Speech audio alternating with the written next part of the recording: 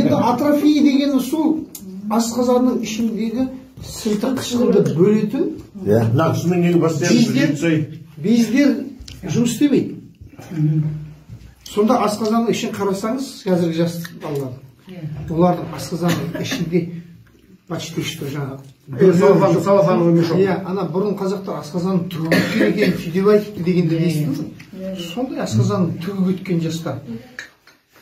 Оны тамақты, мына тамақты ол балаларға өздеріңіз де көріп жүрген шығарсыз. Қазіргі жас балалардың алдына мына тамақты қойсаңыз, жемек түгіл жиіркенеді. Неге? Өйткені себебі оны қабылдайтын организмде микроэлементтер жоқ, түсініп отырсыз ба? Оған бөлінетін соль, сок жоқ. Оны бір рет жеген кезде аяқтан ештеңе өт қабылдамайды. Жаңағы соль бәрі бөлінбегеннен кейін бұлар қорытылмайды. Мынаусыз. Түсіндіңіз ба? Химиялық элементсіз.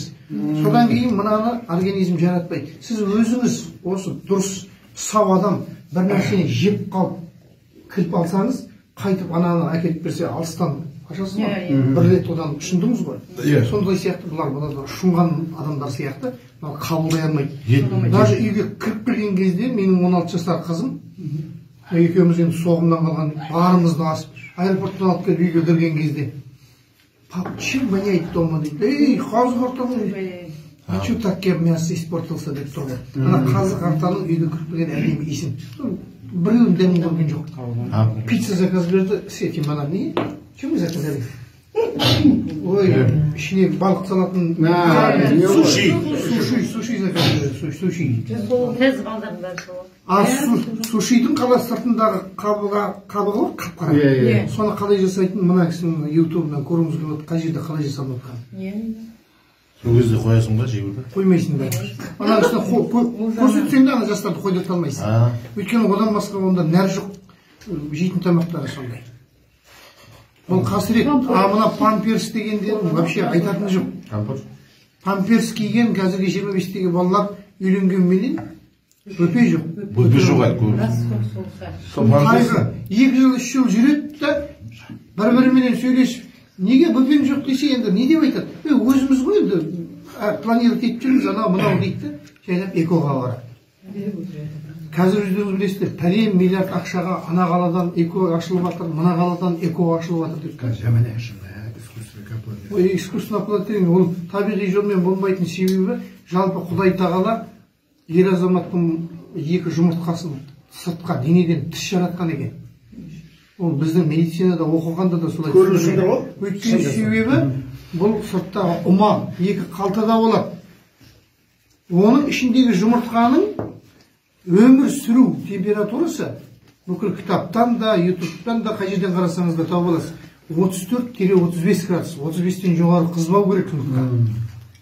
Түсіндіңіз ба? Адамның температурасы 36-36-тан жоғары. Кейбір балалар іштен туған кезде бір жұмыртқа түспей туатындар бар. Сонда криптархизм дейді. Біз соларды 3 жасқа жетпей операция жасап қалтаға түсіруге тырысамыз. Әдемілік үшін ертеңгі күні түгелдейлеу деген әңгіме емес. Ол ана 36 градуста жатқан жұмыртқа ертеңгі күні жаман тінге айналып, ішіндегі бүкіл нәрсенің барлығы қатып пісіп, жаман ауруға айналатын болғасын, ұрпақсыз болып қалатын болғасын түсіреміз. А мына ұма деген өзі жаңа жұмыртқаның сыртында ұма 7 қабаттан тұрады. Оның ішкі 2-еуі, сыртқы 2 қабаты температураның градусник сияқты қызмет атқарады. Ана температураны сезеді деп тұрады. Егер де мына 36-34-тен төмендеп тоңып бара жатса, өзінен өзі жиырып әкеліп денеге 36-ға жақындатып жылытады. Одан ысып бара жатып 35-тен жоғарып батса, салбыратып жіберіп, суыту керек. Термостат. Түсіндіңіз ба, машинаның термостаты сияқты жұмыс істейді. Мына қараңыз, қазақ ата-бабаларымыз дамбал киген ғой, анау салақтап жүретін бол. Өзінің температурасын ұстайды. Ол шалдар 70-80 байлар болған ол шалдарда. Оның бер жағындағы үкіметтен түресеге алып киген біздер плап киді. Тырыстырып.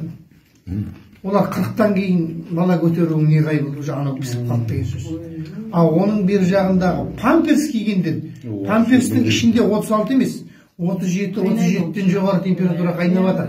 Тем более сідік шығады. сідікпенен ананың ішінде химиялық элемент екеуі химиялық физикалық не дейді? Реакция өтеді химиялық. Реакция болған жерде температура жоғарылайды, буланады. Сонда сол жерде памперстің астында бықсып отырған екі жұмыртқадан түк қалмайды. Ол ештеңе емес. Кішкентай кезінде көріп қалады ма соны?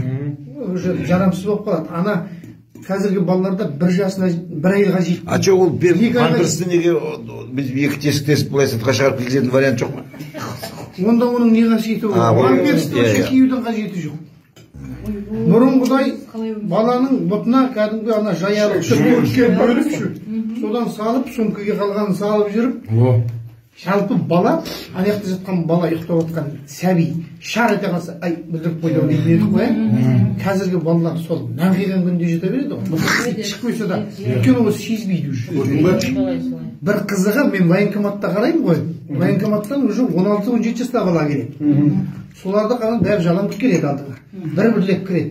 Сосын айтады, ертең аяққа барғанда басқара болып қалма, проблема болса, қазір айт дейсің ғой. Сонда олардың кейбіреулерін айтады, аға ешкімге айтпайсың ба дейді. Айтпаймын. Сонда айтады, қаттырек жаңа пиіп ішеді, масаңдау болып келсем, шаршап келіп ұйықтасам, бұтыма шықпаймын дейді. Өйткені ол бала сәби кезінде миына рефлекс келіп, бұтыма сиіп қойдым деп шар етіп оянбаған балалар ғой. Рефлекс қалыптаспаған. Кішкене масаңдау болып келсе, бұты шықпады. Ол бір бәл. Бір ай, екі айлығында кіттай балаларды әкеліп жатыр. Әшеуінің басы қып-қызыл болып іріңдеп. Бүрік дейтін ауру. Қазақшасы фимоз. Ол фимоздың кезінен бүріктің кесірінен сіңіп қалып, бұрсып, инфекция. Орыстарда болатын ауру болды. Оның әр жағы баланопастит. Үрпінің аузының іріңдеуі деген ауру қалып келеді. Сосын амал жоқ оның басын жыртып, ашып, емдеп, ақырағанда жасына жетпей, екі айлығында сүндеттеу жіберетін кезімізде болады, амал жоқ. Түсінесіз ба?